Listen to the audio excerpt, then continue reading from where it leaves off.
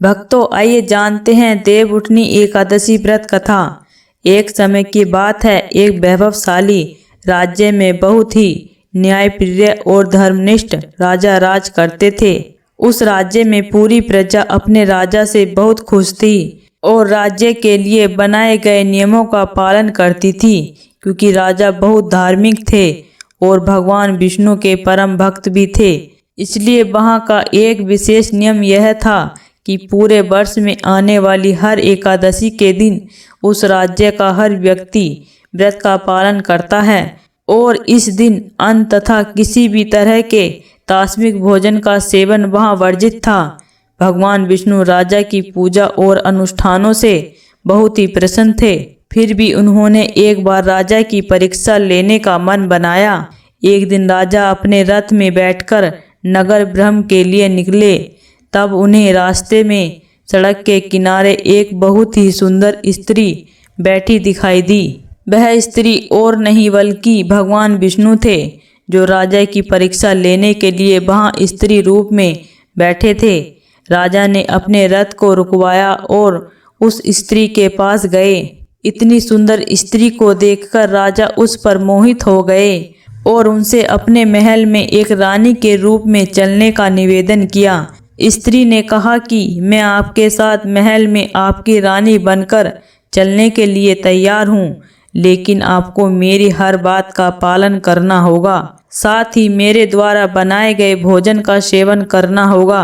राजा उनकी बात से सहमत हो गए और नई रानी को महल ले आए।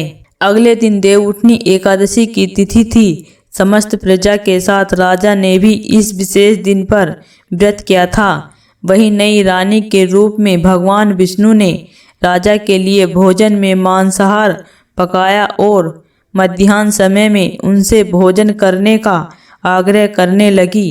राजा ने उस मांसाहारी भोजन को ग्रहण करने से मना कर दिया।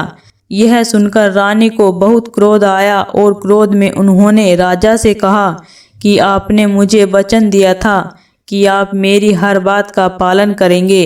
अगर आपने मेरे द्वारा पकाए गए भोजन का सेवन नहीं किया तो इसी क्षण इस राज्य के युवराज की मृत्यु हो जाएगी।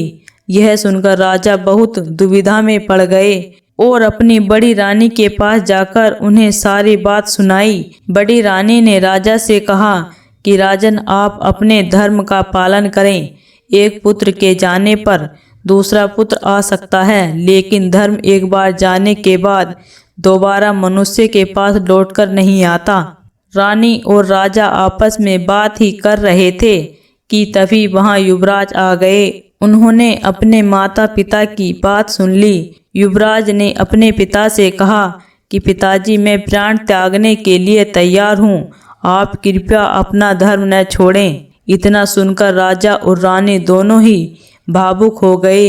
युवराज प्राण त्यागने ही वाले थे कि रानी के रूप में भगवान विष्णु वहां प्रकट हुए और अपने असली रूप में उन तीनों को दर्शन दिए। भगवान विष्णु ने कहा कि हे राजन, मैं तुम्हारी धर्मपरायणता से प्रसन्न हूँ। इस विशेष तिथि पर किए गए व्रत के प्रभाव से मैं तुम्हें मुक्ति और परम लोक में निवास करने का वरदान प्रदान करता हूँ। भगवान विष्णु के दिए वरदान के प्रभाव से राजा ने शीघ्र ही युवराज का तिलक किया और उसे राज्य की भागदौड़ सौंपने के बाद एक विमान में बैठकर परलोक में निवास करने के लिए चले गए। भक्तों, इसी तरह की वीडियो को देखने के लिए इस चैनल को सब्सक्राइब करें और वीडियो को लाइक करें।